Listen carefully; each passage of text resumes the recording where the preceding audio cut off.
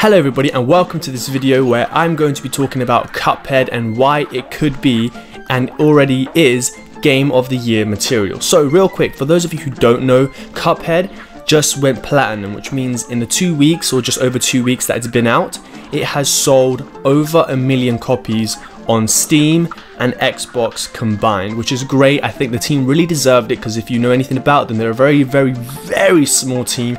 They've been working on the game for about 4 years or just over 4 years, and they had to like put a mortgage over their house, so they really sacrificed everything to make this game a reality. And thanks to the partnering of Microsoft, they've managed to accumulate all these sales and just make it into a big success. I'm very happy for them, and a lot of players are too because of how good the game is. So before I give you my answer of is it Game of the Year material, is it worthy of that title of the best game of 2017, let's go through some of the things that make it so great. So first off, let's go with the absolutely gorgeous and eye-gasmic art style. They went for a 1960s kind of a Disney Mickey Mouse cartoon from when we all were children and we used to watch the kind of old ones, not the Tom and Jerry, but even before that, and it looks amazing. The characters really stand out. Cuphead and Mugman are great. The other characters, they're good, but they're not exactly stand out, and you can't expect them to be because the story isn't supposed to be this like magnificent Last of Us, heart-throbbing, tear-jerking kind of story. It's just supposed to be this very charming, tiny, kind of retro story where it's about these two guys who gamble away their souls to the devil, and the devil says, you got to give me these names and I'll give you your souls back. And that's just kind of story of it. It's nothing amazing, it's nothing tremendous, but it's very charming and it's just fun to go along with. The main part of the game that looks the coolest with the art style is definitely the bosses. The amount of variety the bosses have. No two bosses look alike. They're all so different, and you can see what they're like based upon. Like some of them are based upon like children's like songs and things like that. Others are like based upon weird things like gardens, and it's just really great to see each boss. Every time you go to a new boss, it's a delight to see what kind of boss it is and how you're going to go around it and how that boss evolves. The world is also very nice to look at. You can look at it from a top-down perspective, from the bird's eye view, and I think this is an amazing sequence to have after each boss battle. Because when you fight a boss, when you finish that boss, you kind of, you're like, yes, that's great, because you build up so much to it. You could, yes, that's amazing, I beat the boss, and you know, I kind of want to take a little second, a minute, to just kind of relax and do something else. And that's where the run and gun sequences come in. They're so much fun. I think they're like probably, you know, close with the boss battles and how fun they are.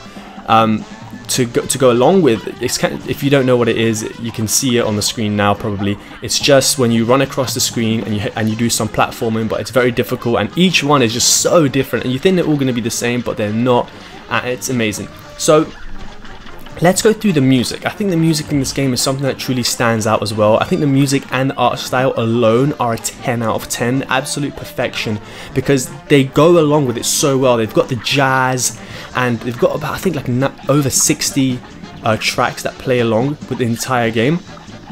And sometimes during the boss battles, the music will crescendo, which means it will just get louder and it will go faster, and it perfectly suits it at some moments to build up the end of the boss and the suspension to if you're going to do it. Another thing about the music is that it never gets tiring, it never gets boring or annoying, because a lot of the time you are going to have to redo bosses. You're not going to beat them the first, second or third time. You might have to take 10, 15, 20 tries, even more, to beat a certain boss that you may be stuck on, and you'll hear the same music repeating itself, but they never get old because of how well they're done and just how fun they are to listen to, and just how well that they complement each other. The art style and the music complement each other so well. It's just a perfect blend of things to listen to and look at. The gameplay, of course, is the main thing, and the gameplay for this game is difficulty. It's based upon it being extraordinarily difficult, you know, Dark Souls level. Maybe harder in some cases, maybe not so hard in some cases. It really depends on the person. If you're more, you know, I'm not going to get into that. Anyway, the gameplay itself is very fluid and it's very fun. You've got your whole, you know, shoot 'em with your finger, and you get these kind of like little beams that pop up. You get to choose as you progress different supers, different charms and different attacks, and you can pick the ones that suit your playstyle. And what's great is that different bosses, each boss, no matter which boss it is, you can beat them with just the generic abilities that you have.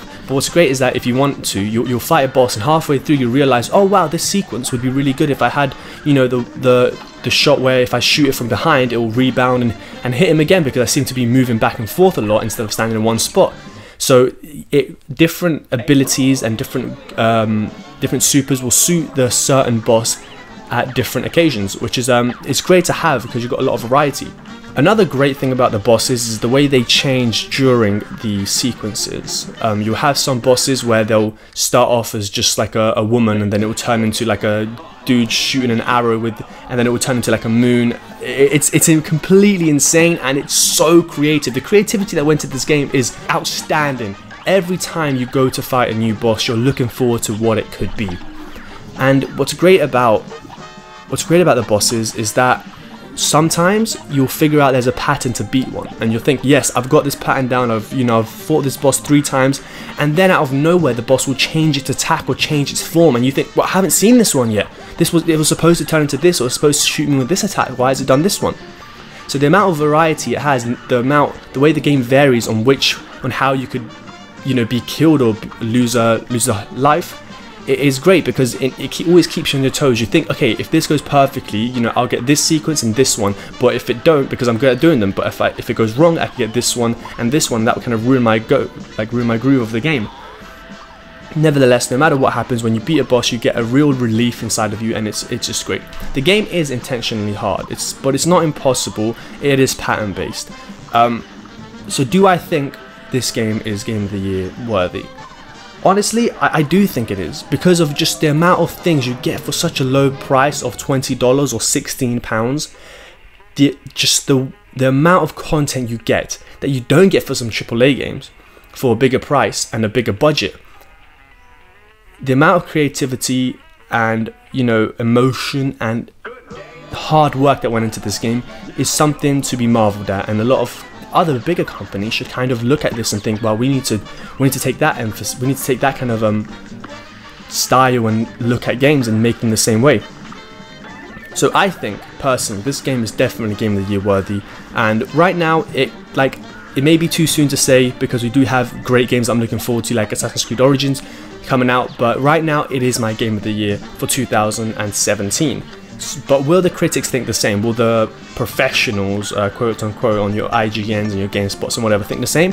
I don't think they will, because this game isn't catered to casuals. This game isn't catered to a wide variety of people. It's catered to the hardcore. It's catered to people that really love difficult games. And I remember some critics wanting a skip mode to finish the game. Like if you can't beat a boss, you can have a skip mode, which is absolutely asinine. Like, why would you? The whole point of the game is for it to be difficult, and you want a skip button?